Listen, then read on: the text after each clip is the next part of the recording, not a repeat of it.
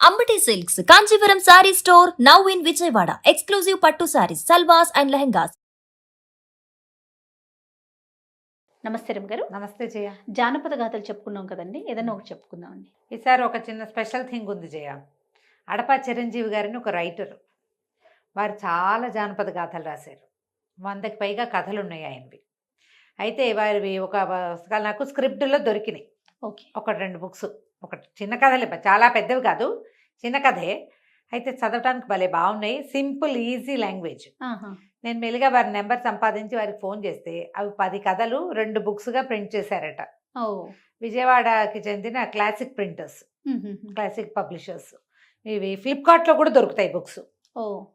సరే, నేను అడిగితే ఆయన 2 పుస్తకాలు నాకు పంపించారు. చెప్పండి మీరు అని. మనం బ్రీఫ్ చేస్తాం కదా స్టోరీని. అయితే కత్తుల బోను కథ చెప్తాం. ఈ అడపా చిరంజీవి గారి కథల జానపద కథలు అయితే భలే ఇంట్రెస్టింగ్గా ఉన్నాయి. వాటి పేర్లు, కథ చిన్న స్క్రీన్ ప్లే లాగా నడుస్తుంది. ఒక చిన్న సినిమా తీసేయచ్చు దాంతో. భలే బాగున్నాయి కథలు. అయితే మీరు ఎవరైనా ఈ పుస్తకాల మీద ఆసక్తి కలిగిన వాళ్ళు ఫ్లిప్కార్ట్లో దొరుకుతాయి.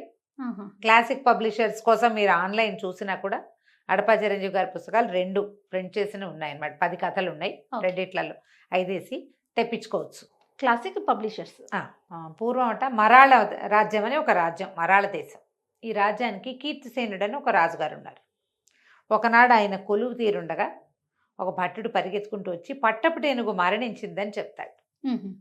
ఏదో అశుభంగా భావిస్తారు. రాజుగారు భయపడతాడు. ఈయనకి లేక లేక ఒక కుమార్తె, పురుష సంతానం లేదు, ఒక్కతే కూతురు. అయితే చాలా టెన్షన్ ఫీల్ అయ్యి ఏం చేయాలి అని ఆలోచిస్తే, సరే ఒకసారి అందరినీ పిలిచి, పెద్దవాళ్ళని, జ్యోతిష్య పండితుల్ని, సిద్ధాంతుల్ని పిలిచి ఈ పట్టపు టేనుగు మరణించిన వేళని కౌంట్ చేసి గణించి ఏదైనా చెడు విపత్తు రాబోతోందా, ఏం తేడా రాబోతోందో తెలుసుకోవాలనుకున్నారు. మంత్రి గారు ఏమన్నారంటే, మనకు వచ్చిన ప్రాబ్లం ఏం లేదండి, చాలా రకాలు అన్నీ బాగున్నాం, మనము కొత్తగా వచ్చే విపత్తు ఏముంది, కాలముల వల్ల మరణించి ఉంటుంది అంతేనని ఆయన అన్నా కూడా మంత్రి గుణవర్మ గారు చెప్పిన రాజుగారికి సాటిస్ఫై కాల. అయితే ఏం చేశారు, అందరినీ పిలిచారు. జ్యోతిష పండితుల్ని, సిద్ధాంతుల్ని, కొండుభట్లు గారు, ఇట్లా చాలామందిని పిలిచారు. పిలిస్తే వాళ్ళు అంతా కౌంట్ చేసి అందరూ బాగానే ఉంది బాగానే ఉంది అన్నారు. ఒక ఆయన చెప్పారు, ఓకే, యువరాణికి ఏదో ప్రమాదం రాబోతోంది, రాగల 2 సంవత్సరాలు గడ్డు. యువరాణి జాతకం ఈ టైం ప్రకారం యువరాణి జాతకాన్ని లెక్క పెడితే మీ జాతి కాని, అంటే క్షత్రియుడు కాని నిరుపేద యువకుడిని యువరాణి వివాహం చేసుకునే అవకాశం ఉంది. దీంతోపాటు ప్రాణాపాయం సంభవించే అవకాశం కూడా ఒకటి కనపడుతోంది. 2 సంవత్సరాలు అమ్మాయిని జాగ్రత్తగా చూసుకోవాలి. దాంతో ఏం చేయాలో తెలియలే వీళ్ళకి.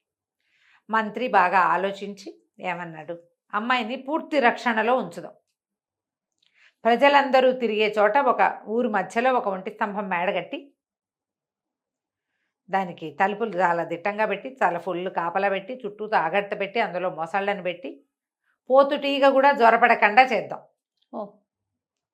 అప్పుడు వీళ్ళు చెప్పినట్టుగా ఆ సామాన్య యువకుడు రాడు, ప్రాణాలకి ప్రమాదము రాదు.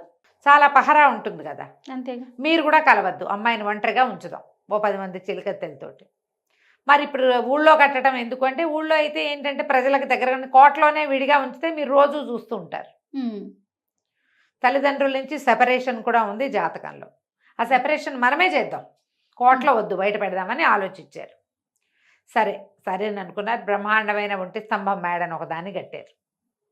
కట్టి రాజకుమార్తెను ప్రవేశపెట్టారు. ఊర్లో అంతా ప్రచారం అయ్యింది. ప్రజలు తోడుగా ఉంటారు. ఏదైనా ప్రమాదం, రాజుగారు చాలా మంచివాడు, అద్భుతమైన రాజు. ఏ ప్రమాదం వచ్చినా ప్రజలు కూడా కొంచెం తేక్పాటు చేస్తారు. అందులో వాళ్ళు కూడా కొంచెం ఉత్సాహంగా యువరాణిని రక్షించడానికి ఉంటారు. చుట్టూతో అగడితో ఒకటి తవ్వించారు. ఈ మొత్తం భవనానికి తిమ్మయ్య అని ఒకరిని కాపలా పెట్టారు. చాలామంది సైనికులు ఉన్నారు, వాళ్ళకి హెడ్గా అతను ఉన్నాడు. ఆ తిమ్మయ్య వాళ్ళ అమ్మ తండ్రి చాలా కాలం ఈ రాజుగారిని సేవించిన వాడే, ఓ 30 ఏళ్ల యువకుడు. అతన్ని పెట్టారు. అంటే రాజుకి విధేయుడుగా ఉన్నాడనమాట, నమ్మిన బంటు. ఇతర దేశాల్లో కూడా, చుట్టుపక్కల రాజ్యాల్లో కూడా ప్రచారం అయింది. పక్క రాజ్యం యువరాజు కూడా ఒక ఆయన వచ్చి చూశాడు. ఎందుకు ఇవన్నీ చేయటం, మాకు పోటీ పెట్టి అమ్మాయిని కాపాడుకోగలిగే వాళ్ళు ఎవరికో ఇచ్చి వివాహం చేసుకోగలరు కదా. రాజకుమార్తె చాలా అందగత్తని విన్నామంటే రాజకుమార్తె చంద్రలేఖ. చంద్రబింబానికి మచ్చదొచ్చే పోలికొచ్చేంత అందగత్తె, చాలా సౌందర్య రాశి. కానీ ఇప్పుడు పరిస్థితి అది కాదు. 2 ఏళ్ళు జాగ్రత్తగా ఉండాలి. దాంతో ఈ ఒంటి స్తంభం మేడగట్టి అందులో పెట్టారు. యువరాణి అమ్మా నాన్న లేరని ఒంటరిగా ఉండాల్సి వచ్చిందని దిగులు పడుతుంది. కానీ చెలికత్తెలతోటి మేనేజ్ అవుతూ ఉంటుంది. కత్తుల బోనుగా ఉంది అది ఆ ఒంటి స్తంభం మేడ. ఓ 10 మంది చెలికత్తెలు, రోజు ఫుడ్ వస్తుంది, రకరకాల పదార్థాలు. ఏదో రోజు కాదు, కొన్ని రోజులకు ఒకసారి వస్తే వీళ్ళే వండుకుంటారు. లోపల పని వాళ్ళు చెలికత్తెలు ఉన్నారు. కొన్ని పున్నమలకి, 3 పున్నమలకి, 6 పున్నమలకి రాజుగారు తమ భార్య వచ్చి కనపడతారు. ఒకళ్ళిద్దరు రాజులు ఆయన స్నేహితులు కూడా వచ్చి చూసి వెళ్ళారు. ఈ తిమ్మయ్య అనేవాడికి, తిమ్మయ్యకి కొంచెం ఆహారం మీద బాగా ఎక్కువ ఆసక్తి. అతనికి వంట చేసి పెట్టడానికి బయట బిల్డింగ్కి బయట ఒక చిన్న బిల్డింగ్ ఉంది. అంటే ఈ ఒంటి స్తంభం మేడకి బయట వీళ్ళందరూ ఉండడానికి కొన్ని ఉన్నాయి, చిన్న చిన్నవి ఆవాసాలు. ఇతనికి ఉన్న ఇంటికి ఒక వంట చేసే ఆవిడ ఉంది ఇతనికి. ఆ అబ్బాయికి ఏంటంటే తేనె కావాలి బాగా. వాళ్ళ అక్క ఏదో చేస్తుంది పదార్థం, ఆవిడ అక్క అంటాడు ఆ వంట ఆవిడి. ఇతనికి కావలసిన తేనె తేవడానికి సమీప ప్రాంతానికి చెందిన ఒక గ్రామీణ యువకుడు మణిదీపుడు అనేవాడిని పెట్టుకుంటాడు. వాడు పట్టుకొచ్చిస్తాడు తేనె. అది చాలా పరమసాహసి, ఎక్కడికైనా ఎక్కేస్తాడు. అయితే వీడు ఎక్కడెక్కడి నుంచో తేనె దొరకని కాలంలో కూడా తేనె పట్టుకొచ్చిస్తాడు. ఆ మణిదీపుడు చక్కటివాడు. ఇంత మంచి పేరు ఎవరు పెట్టారా, నువ్వు పల్లెటూరు వాడివి అంటే, ఒక ఋషీశ్వరుడు, మా అమ్మకి అడవిలో ప్రసవం అయింది, ఒక ఋషీశ్వరుడు పెట్టాడు నా పేరు అని చెప్తాడు. అయితే కొన్నాళ్ళకి తిమ్మయ్య ఏమంటాడంటే, నువ్వు అక్కడక్కడ అడవుల్లో తిరిగి చేయటం ఎందుకు, మాకు పని చెయ్యి, ఈ యువరాణి రక్షణలో మాతో పాటు ఉండు, నువ్వు కొండలు గుట్టలు ఎక్కేయగలవు, నీకు కావాల్సిన యుద్ధ విద్యలు నేను నేర్పిస్తా, ఓకే మాతోటి ఉండు అని పిలిచాడు. పిలిస్తే మణిదీపుడు కూడా మరి పర్మనెంట్ ఉద్యోగం అంటే ఎవరికైనా ఆసక్తి ఉంటుంది కదా, వచ్చి ఉండటం మొదలు పెడతాడు. ఎప్పటికీ యువరాణి ఇక్కడికి ఉండటం మొదలుపెట్టి సంవత్సరంగా అవుతుంది. ఒకనాడు ఏమైంది, ఈ అబ్బాయికి తేనె పట్టుకునే అలవాటు ఉంది కదా, ఇతను ఆకాశంలో అట్లా తేనెటీగలు తిరగటం గమనిస్తాడు. అవి ఎక్కడున్నాయి, ఈ ఒంటి స్తంభం మేడకి ఒక కార్నర్లో పెట్టినాయి. మనుషుల పొలకు లేని చోట్ల పెడతాయి కదా, అవును. ఇది చూపించాడు ఈ తిమ్మయ్యకి. అదిగో అక్కడ తేనెటీగలు ఉన్నాయి అనేసరికి, అమ్మో పోతుటీ కూడా జ్వరపడకూడదు, అంటే తేనెటీగలు జ్వరపడితే ఎట్లాగా, లోపల ప్రమాదం కూడా, అవి ఎప్పుడైనా చెదిరితే ఆడపిల్లల మీదకి వస్తాయి, దాన్ని పట్టుకోమన్నాడు. పట్టుకోమని వీడిని లోపల ప్రవేశపెట్టాడు. అది బయట నుంచి ఎక్కడానికి వీలుగా ఏర్పరచుకున్నాడు. వీడు ఒక తాడు వేసుకుని మణిదీపుడు ఆ ఎక్కే సమయానికి ఈ తేనెటీగలన్నీ చెల్లాచెదరినాయి అయినాయి. అవి జుమ్మని శబ్దం చేస్తాయి. ఈ బిల్డింగ్లో సందడి తక్కువగా ఉంది. ఆ తేనెటీగల జుమ్ము శబ్దం వినేసింది రాకుమారి. వచ్చేసి బయటకు వచ్చి చూసి ఆ గాల్లో వేళ్లాడుతూ తేనెటీగల్ని తోలుతున్న కుర్రాన్ని చూసేసరికల్లా బాగా చూడడం కోసం అలాగా ఇంకా కొంచెం ముందు కొంగి పట్టుతప్పిపోయింది. పట్టు తప్పితే పైనుంచి పడిందంటే అంతే కపాల మోక్షమే. అయితే ఈ తాడు పుచ్చుకు వేళ్లాడుతున్న మణిదీపుడు, తాడుంది కదా అతనికి, ఒక్క దూకులో వచ్చి రాకుమార్తెని రెక్కపట్టుకుని ఆపేశాడు. లేకపోతే పడిపోయేది. కాస్తుంటే ప్రమాదం తప్పింది, లేకపోతే పైనుంచి తల కిందగా కాళ్ళు పైకి అయిపోయాయి. ఆపేసరికల్లా హడిలిపోయి స్పృహ తప్పిపోయింది. పడిపోతున్నావు అనేసరికి భయం వేస్తుంది కదా. అక్కడి నుంచి వీళ్ళంతా సైనికులు వాళ్ళు వీళ్ళు చేరారు. ఈవిని లోపలికి చేర్చారు అమ్మాయిని. రాజకుమార్తెని చెలికత్తెలు వాళ్ళు అంతాను తెలుసుకున్నారు. ప్రాణాపాయం ఉంది అంటే ఇదిగో ఇది కనపడింది. చూడ్డానికో ఇంకోటో కానీ ప్రాణాపాయం తప్పింది. సరే ఇలాగా రక్షించిన వాడికి తేనెటీగల కోసం ఎక్కిస్తే వీడు రక్షించాడు కాబట్టి వీడికి ఏదో గిమతులు ఇచ్చారు. రాజుగారు కూడా చాలా సంతోషించాడు. పోన్లే ఎవడో ఒకరిని పెట్టావు, వీడు మనల్ని రక్షించాడు అని. 4 రోజులు గడిచేసరికల్లా ఆ గాల్లో వేళ్లాడుతూ తన చేయి పుచ్చుకున్న ఆ కుర్రాడి మీదకి మనసు పోతుంది అమ్మాయికి. ఆ తిమ్మయ్యని అడిగింది అతన్ని నా దగ్గరికి పంపించమనేసరికల్లా అబ్బాయి అన్నాడు, అమ్మ వేరే వాళ్ళని ప్రవేశపెట్టకూడదు, నా తలపోతుంది అని చెప్పినా ఆవిడ ఒప్పుకోవాలి. ఏం చెప్పాలో నాకు చెప్పమంటాడు. అమ్మాయి ఒప్పుకోదు. నేను చూడాలనుకుంటున్నాను అంటుంది. చూడాలనుకుంటానంటే వాడిని లోపల ప్రవేశపెట్టకూడదు. అందుకని ఏం చెప్తాడు, రాకుమార్తె నిన్ను చూడాలనుకుంటుంది, నువ్వు తేనెటీగల కోసం ఎలా వెళ్ళావో అలాగే నువ్వు లోపలికి వెళ్ళమంటాడు. ఈ అబ్బాయి మణిదీపుడు దానికి తగ్గ ప్రయత్నం చేసుకుని ఓ తాడేసుకుని లోపలికి వెళ్ళబోతాడు. ఈ లోపలికి వెళ్ళే సమయానికి 4 కొరివి దయ్యాలు ఒంటి స్తంభం మేడలోకి ప్రవేశిస్తాయి. ప్రవేశించి యువరాణి పడుకునున్న మంచాన్ని లేవదీసి పట్టుకొని అయ్యో. చూస్తూనే ఉంటాడు. కొరివి దయ్యాలను అతనేం చేస్తాడు? దయ్యాలను ఏం చేయలేడు కదా. ఎప్పుడైతే ఈ మంచం కదిలిందో రాకుమార్తె హాహాకారాలు చేస్తూ ఉలిక్కి పడతాం కదా. లేచి చూసుకుంది, ఏం చేయాలో తెలియలేదు. ఈ కొరివి దయ్యాలు తలల దగ్గర ఇంటి మంటలు వస్తున్నాయి, అవి మోసుకెళ్ళిపోతున్నాయి గాల్లో. ఊళ్ళంతా చూసారు అవి ఏ పక్కకి వెళ్ళినాయో. రాత్రి 11-12 గంటల వేళ. తెల్లారేసరికి అంతా గొల్లుమన్నారు. రాకుమార్తెను ఎత్తుకుపోయారు. అయితే ఈ తిమ్మయ్య మనం ఏం చేస్తాము, వీటికి దెయ్యాలంటే ఈ కుర్రాడు ఏమన్నాడు, వెతుకుదాము, మనం ప్రయత్నం చేద్దామని రాజుగారికి చెప్తాడు. నేను తిమ్మయ్య మేము వెళ్ళి వెతుకొస్తాము అని. ఇక చేసేదేముంది, చెరో గుర్రము వేసుకుని బయలుదేరుతారు దెయ్యాన్ని పట్టుకోవడానికి. ఏ పక్కకి వెళ్ళి ఎక్కడికి తీసుకెళ్లారో ప్రయత్నమే చేయాలి. వీళ్ళ దగ్గర ఏమి శక్తులు లేవు, యుక్తులు లేవు, సాహసం ఒకటే ఉంది. ఆ తిమ్మయ్య తనకి తోడుగా, మణిదీపుడే తనకి తోడుగా తిమ్మయ్యని పెట్టుకున్నాడు. ఇద్దరు కలిసి బయలుదేరుతారు. బాగా ప్రయాణం చేసి ఓ ఊరు చేరుతారు. అక్కడ పేదరాజు పెద్దమ్మ దగ్గర సాపాటు చేస్తే ఆవిడ ఏం చెప్తుందంటే, ఆ రోజు రాత్రి నేను చూశాను 4 కొరివి దెయ్యాలు ఇటు దక్షిణ దిక్కుగా మోసుకెళ్ళిపోతున్నాయి అని. ఆ ప్రాంతానికి ఇక బయలుదేరుతారు. వెళ్ళగా వెళ్ళగా వెళ్ళగా ఒక అడవి. ఈ అడవిలో చేరితే ఈ అడవిలో వీళ్ళు రెస్ట్ తీసుకోవడానికి ఆ పూట అక్కడ ఆగితే వాళ్ళకి ఒక చెట్టు మీద నుంచి, చెట్టు దగ్గర నుంచి ఏవో కేకలు వినపడతాయి, నన్ను రక్షించండి రక్షించండి. తీరా ఈ అబ్బాయి పరిగెత్తుకుంటూ వెళ్తే ఎలా కనపడుతుంది, చెట్టు సగం, చెట్టు తలదాకా చెట్టులో ఉన్నాడు ఒక మనిషి, మొహం మాత్రం బయట ఉంది. ఉండేసరికి ఇతను ఆశ్చర్యపోతాడు. ఇదేంటి మీరు ఇట్లా ఉన్నారంటే, బాబు నేను ఒక గంధర్వుణ్ణి, ఇది మాంసాహార వృక్షము, నేనేవో పొరపాట్లు చేసి మాంసాహార వృక్షానికి దొరికిపోయాను, నా తల నరికేసి, నన్ను తల నరికే లోపల ఈ వేళ్ళు వచ్చి నిన్ను పట్టేస్తాయి, ఆ వేళ్ళని ఎలాగోలాగా నువ్వు ఏదైనా చేయగలిగావా, నాకు ఈ బాధ నుంచి విముక్తి వస్తుంది. ఎవరైనా అందుకని ఏం చేసినా వెళ్ళిపోయే మానవులందరినీ పిలుస్తాను, ఎవరు దగ్గరికి రారు, ఒకవేళ వచ్చినా ఈ వృక్షం వాళ్ళని కూడా మింగేస్తుంది.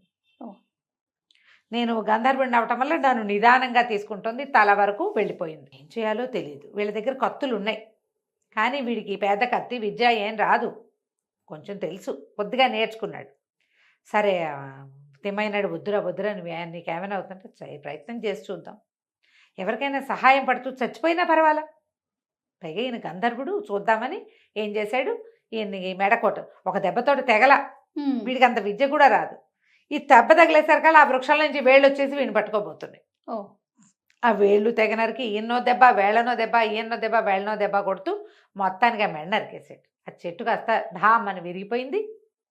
ఈయన కూడా పెద్ద మంటొచ్చి ఒక గంధర్వుడు ప్రత్యక్షమై ఒక కత్తి చేతిలో పెట్టాడు. ఇది ఏ మాయ మంత్రాన్నైనా ఛేదిస్తుంది, నీకు రాని విద్యని ఇది నీకు నేర్పిస్తుందని ఆ మంత్రగా ఖడ్గాన్ని వీడి చేతిలో పెట్టాడు. సరే ఇద్దరు ఇంకా వెతుక్కుంటూ ముందుకెళ్తే దూరంగా వాళ్ళకు ఒక కోట లాంటిది కనపడింది, పురాతనమైంది. దగ్గరికి వెళ్తే కొన్ని తలలు, ముండెలు లేవు, పుట్టి తలలే తిరుగుతున్నాయి దాని చుట్టూతా. తిరుగుతుంటే ఆశ్చర్యపోయారు, ఏంటిది, ఈ తిమ్మయ్య ఆ తిరుగుతున్న తలల్లో ఒక తలని గుర్తుపెట్టాడు. మాకు పోటీ పెట్టి రాజకుమార్తెను మాకు ఇచ్చి పెళ్లి చేయొచ్చు కదా అని అడిగాడు కదా, పక్కదారి రాజ్యపు యువరాజు సూర్యవర్మ వాడు. ఓహో, వాడి తలని ఈయన గుర్తుపట్టాడు. తల ఉంది, మొండెలు లేదు, కొరివి దయ్యాలు తిరుగుతున్నాయి. సరే ఏం చెయ్యాలో చూడాలి, ఇక్కడే ఉండుండొచ్చు, ఈ కొరివి దయ్యాలే ఈ రాజకుమార్తెను మోసుకెళ్ళింది, చూద్దామని మెల్లిగా కోటలోకి ప్రవేశించారు ఇద్దరు. ఆ ఖడ్గాన్ని ఈ తిమ్మయ్య చేతిలో పెట్టాడు. నీకేం భయం లేదు, దీనికి బోళ్ళు మంత్ర మాయలు ఉన్నాయన్నాడు, కొరివి దయ్యాలను కొట్టి చూడు ఏమవుతుందో చూద్దామని కొరివి దయ్యాలను కొట్టేశారు. లోపలికి ప్రవేశించారు. వెళ్తే ఎన్నో మానవ శరీరాలు, తలలు బయట తిరుగుతున్నాయి, మొండాలు లోపల ఉన్నాయి. సరే లోపలికి వెళ్తే ఎక్కడే ఉంటుంది రాజకుమార్తె అని వెతగ్గా లోపలికి వెళ్తే రాకుమార్తె కనపడింది. ఎంతమంది అమ్మాయిలు ఉన్నారో లోపల.